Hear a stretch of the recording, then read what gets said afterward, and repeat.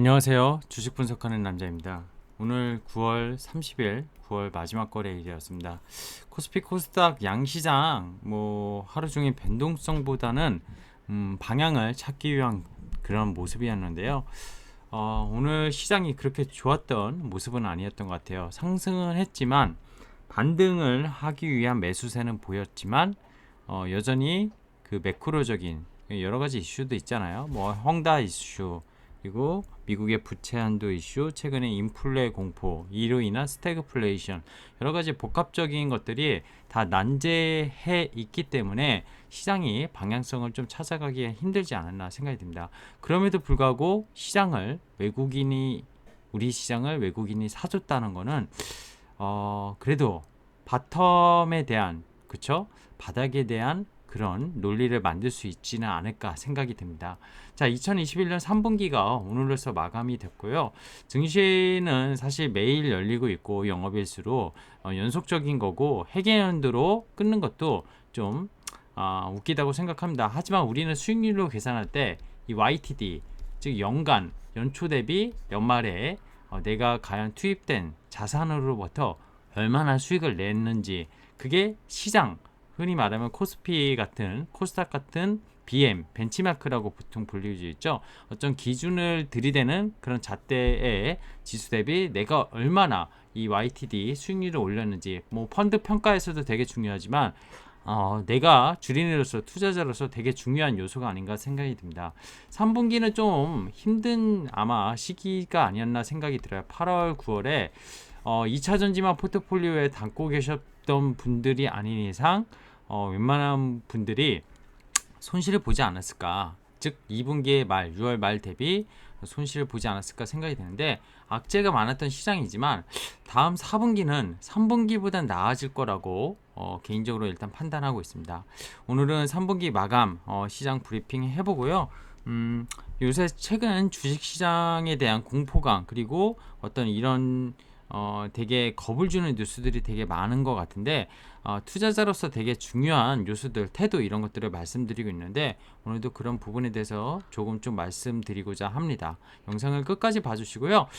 주식 분석하는 남자 구독과 좋아요 눌러주시면 감사하겠습니다. 자, 일단 마감 시장 지표부터 볼게요. 밤사이 미국 증시가 반등은 했어요. 다우는 반등을 했고요. 나스닥 기술주, 이것도 한때 초가는 출발은 좋았는데 결국 오늘 우리 시장의 모습과 비슷했던 것 같아요. 그쵸?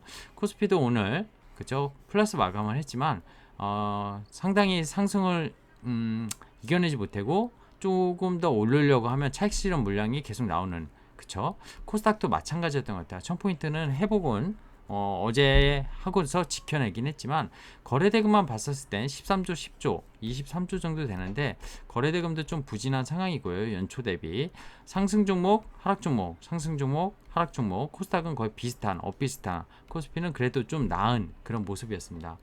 외국인이 코스피를 사줬기 때문에 코스피가 코스닥보다 좀 나았던 거 아닌가 생각이 드는데요. 코스닥도 개인이 오전 내내 많이 사다가 결국 오후 들어서 물량을 축소하고 불안한 가운데, 또 내일 금요일이잖아요. 그리고 다음 주 월요일이 대체 휴일이다 보니까 아무래도 물량을 축소하고 가려는 개인들의 심리가 많이 깔려 있었던 것 같아요. 외국인이 대량 선물 매도로 시장을 눌렀었는데 다시 선물을 좀 환매수하기 시작한 거는 일단 파생 시장에서 긍정적이라고 보고 있고, 미국 시장 같은 경우는 그 파월 의장이 발언을 좀 달리했어요. 그동안에 한 달 전과 다른 모습인데, 인플레 예상이 길어지고 있다, 내년까지 지속될 수 있다. 이 이유가 뭐였죠? 이유, 어제도 얘기 드렸지만 공급망 이슈입니다. 공급망 이슈. 이게 되게 큰 것 같아요. 이게 겪어보지 않은 것들을 연준이 지금 겪다 보니까 아무래도 발언들이 좀 바뀌는 것 같은데, 그죠? 인플레이션 내년까지 지속되고, 이게 조금 이따 얘기 드리겠지만 1973년인가요? 1970년대 물가 상승률이 두 자릿수 11%까지 올라갔던 시절이 있습니다. 미국이. 그때가 이제 스태그플레이션이에요. 그죠? 스태그플레이션인데, 스태그플레이션 뭐예요? 스태그네이션과 인플레이션, 즉 인플레이션, 계속 물가는 오르는데 경기는 침체된 이런 모습, 아주 안 좋은 모습이죠. 증시가 좋을 리가 없죠. 그런 모습을 뭐 최근에 뉴스에서 좀 화제가 되고 있는데 그런 단계는 아니다 이런 말씀을 좀 드리고 싶고요. 오늘 원달러율도 차분하게 1183원에 끝났는데 이게 원화 약세가 달러 강세가 계속 지속되면서 나오는 것 같아요. 그렇죠? 코스닥 양시장 플러스 마감했고 투심은 위축되어 있다 여전히 이렇게 마감 브리핑을 좀 해볼 수 있겠습니다. 자, 월가의 연준의 긴축 시계 금리 인상 테이퍼링은 이미 기정사실화 됐기 때문에 자산 매입 줄이는 것들에 대해서 그죠? 국채랑 모기지 MBS 지금 월 1,200억 달러씩 매입하고 있는 거를 뭐 단계별로 뭐 150억 달러씩 줄이는 거를 11월부터 진행할 수 있다. 이건 거의 기정사실화하고 있죠.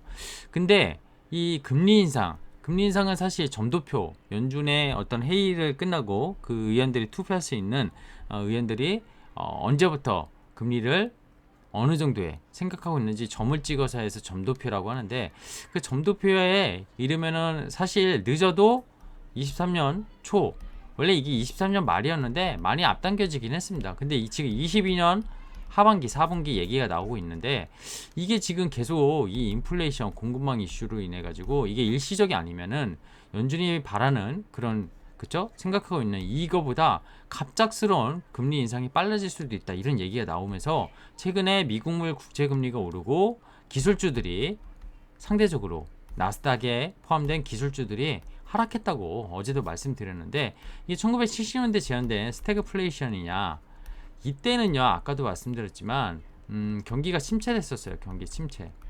지금은 리오프닝 그죠? 리오프닝 경기가 재개되는 거 코로나로 인해서 막혔던 불락됐던 경기가 재개되는 것 그래서 소비 연말에 4분기 때 미국에 뭐 블랙 프라이데이도 있고 연말 효과도 있고 이 소비가 급증할 거다. 결국 뭐죠? 전 세계가 지금 선진국 위주로 돌아가긴 하지만 우리나라도 11월부터 진행될 위드 코로나 이걸로 인해서 소비가 확대될 거고 뭐 마스크는 쓸지 모르겠지만 백신 접종률이 70% 이상 올라간 선진국들은 이런 것들이 재개되면서 결국에는 경기가 살아날 거다 이렇게 보고 있기 때문에 인플레이션에 대한 지금 병목 현상에 대한 임시적인 현상은 결국 스태그플레이션을 자극하는 그런 모습은 아닐 거라는 게 일단 지배적이고 저도 거기에 좀 동의하는 바입니다. 하지만 좀 달라졌다는 건 아까 말씀드린 파월 의장이 발언이 달라졌다는 거예요. 발언이 좀 길어질 수 있다 이렇게 했죠. 근데 이게 길어질 수 있는 거에 대해서 연준이 또 대처를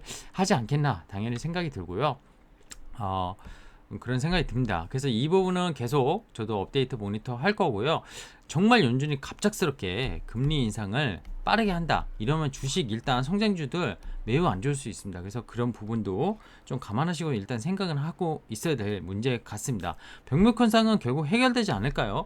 결국 고객사들의 재고는 낮아진 상황인데 공급이 제대로 안 되다 보니까 지금 자동차 같은 경우에는 뭐 1년 뒤에 받는다 막 그죠? SUV 모델 지금 주문해도 1년 뒤에 받는다. 차량용 반도체 막 공급 병목 현상 이런 것들이 심하잖아요. 그런 현상들이 결국 코로나 때문에 동남아 국가 그쵸? 뭐 반도체 그 항만에서 일할 사람이 없다는 거 이런 여러 가지 복합적인 이유로 계속 병목 현상이 발생했는데 결국 이 위드 코로나 이게 그래서 빨리 돼야 되고 백신 접종률이 빠르게 올라가야지만 가능할 수 있고 그렇게 되면 연준이 말하는 일시적 인플레이션으로 결국 경기는 좋아지고 즉 GDP 성장률은 올해가 최고로 찍을 수 있지만 그쵸? 어느 정도 성장을 하면서 이 인플레이션이 좀 잡히는 그런 모습이 가장 골디락스로 가는 모습이라고 생각하시면 될 것 같아요. 그래서 되게 중요한 지표들을 매달 발표하는데 그런 지표들을 보면서 계속 업데이트 드리도록 하겠습니다. 자, 카카오페이 뭐 연장됐었죠. 연기됐었고 LG에너지 솔루션도 GM 니콜 사태 때문에 뭐 최근에 좀 수습되는 모습이지만 연기됐었는데 올해 4분기에 상장을 할 예정입니다. 늦으면 LG에너지 솔루션은 내년에 할 수 있는데 어쨌든 거의 이제 3-4개월 정도 남은 것 같아요. 그래서 전기차 쪽은 지금 카카오 규제는 있지만 이 카카오페이도 그렇고 상당히 뭐 이익적인 레벨이나 성장하는 그런 산업으로 꼽히는 거는 분명합니다. 그래서 마지막 주인공 될까 이런 제목이 있었는데 글쎄요 내년도 올해만큼은 아니겠지만 IPO에 대한 하락은 계속될 거다 이렇게 생각이 듭니다. 증시가 결국 꺾이면은 IPO가 하락이 안 일어날 수 있는데 내년도 증시가 하락된다는 건 아니지만 굳이 꺾일 이유는 없다. 이 말씀은 계속 어떤 주가는 이익의 함수 이런 것들을 말씀드리고 우리나라의 어떤 성장주들에 대한 그쵸? 성장할 수 있는 구조적 성장주들이 전 세계적으로 진짜 많이 생겼잖아요. 지금 2차전지 셀 업체, 소재 업체 이런 것들도 마찬가지로 보면은 많이 달라졌다는 거예요. 그리고 글로벌로 진출하는 뭐 게임주, 바이오 이런 쪽들이 시가총액 상위 상당히 비중을 차지하게 되면서 시장에 대한 그런 어떤 하방에 대한 경직성이 상당히 많이 생겼고 작년 11월 미국 대선 이후에 유동성이 물론 밀어 올린 건 사실이지만 그만큼의 어떤 실적에 대한 내성이 생겼다는 거 이런 부분은 결국 이 IPO 공모주 시장도 계속 좋을 거라고 일단 생각이 듭니다. 자, 유럽발 천연가스 수출코 이거 얘기 최근에 계속 많이 나오잖아요. 이제 겨울 돼가면서 난방도 필요한데 에너지 관련주가 가격이 오름세가 만만치 않고 그때 그 이유가 탈탄소화인데입니다. 탈탄소화 때문이에요. 이 이산화탄소를 줄이는 저탄소 정책 이런 거를 전 세계가 지금 하고 있잖아요. 유럽 같은 데는 P4 이제 2035인가요? 그쵸? 2045인가요? 그 정확히 기억이 안 나는데 어쨌든 저탄소 그 지구 환경을 살리려고 하는 어떤 온난화 이런 거 그리고 상당히 오염을 시킬 수 있는 그런 환경 규제 이런 것들을 계속 하고 있는데 결국 거기서 기인됐다는 겁니다. 이 에너지에 대한 것들도 유가가 최근에 오르는 것도 그쵸? 그런 모습인데 에너지 가격 강세는 결국엔 무엇 때문일까 이렇게 좀 곰곰이 생각해 보면 좀 전에 말씀드린 공급 위기가 됐고 유럽 천연가스 재고 수준이 없다 보니까 가격 가스 소비량은 겨울기 동절기 되고 심화된 공급 부정 사태가 우려 자동차 반도체랑 비슷하죠. 근본적인 요인은 잘 생각해보면 이 탈탄소화 이 저탄소 정책이 전 세계적으로 필요한 정책이긴 한데 이것 때문에 에너지 가격이 마침 또 오르면서 이게 또 인플레이션을 자극할 수 있는 대표적인 자산 가격이잖아요. 그래서 지금 연준도 이거를 상당히 눈여겨보고 있고 전 세계적으로도 이 에너지 가격이 계속 급등하는 것에 대해서 경계감을 가질 수밖에 없다는 겁니다. 병목 현상과 공급망 병목 현상과 좀 다른 얘기인데 결국 탄소 배출 관련 규제 강화 오늘 탄소 배출권 관련해서 우리나라에서 ETF 그죠? ETF가 4종이 각 자산운용사를 통해서 상장됐는데 이 탄소 배출권 거래가 결국에는 각 증권사들이 이제 대체자산으로 편입을 할 거라고 이렇게 생각이 되는데 이게 가격 상승하면 석탄에서 가스로 전환을 수요할 수밖에 없다는 거죠. 탄소 배출권이 많이 발생시키는 이런 석탄 산업이 아무래도 좀 그죠? 가동을 못하다 보니까 이 가스로에 대한 수요가 많아지고 그렇게 되면서 결국 이게 가격이 오르는 그쵸? 모습이라고 생각하시면 돼요.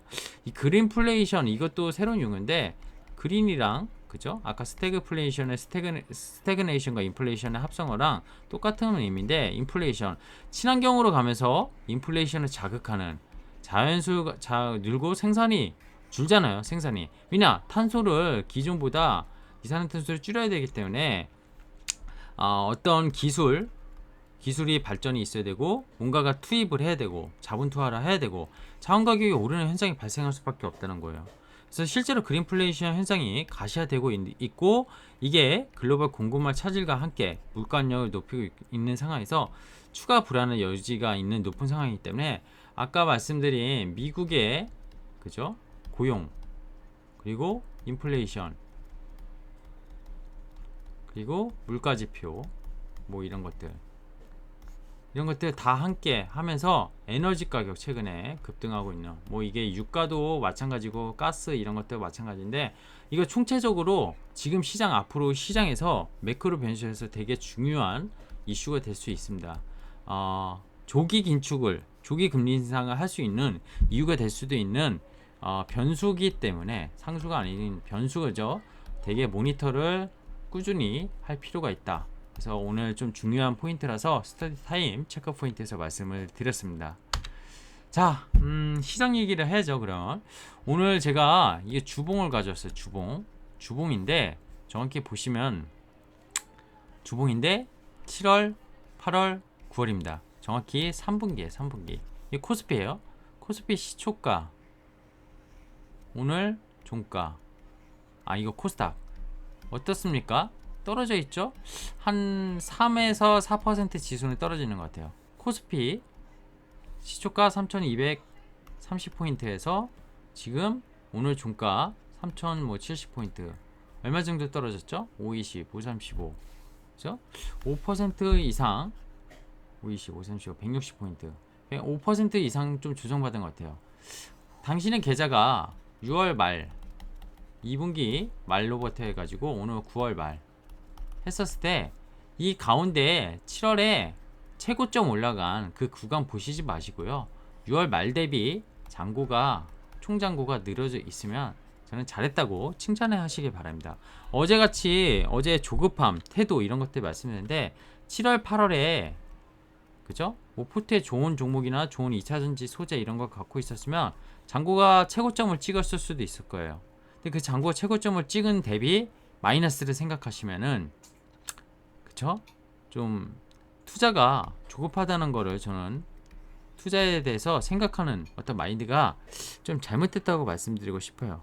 결국에는 올해 1월 대비 연간 12월로 봤을 때 계좌 요 1월 뭐 중간에 투입되는 캐시플로우가 더 있으신 분도 있겠지만 어쨌든 투하된 자본 대비 시장은 올해 제가 보기엔 연초 대비 오르긴 쉽지 않을 것 같아요. 올라도 5% 이내라고 봅니다. 근데 내 계좌가 10% 이상 수익을 벌었어. 잘하신 거고요. 뭐 20, 30% 정말 잘하신 거고 야 나는 더블 먹었어. 그러신 분은 거의 올해는 없을 거라 생각합니다. 작년과 다른 시장이잖아요.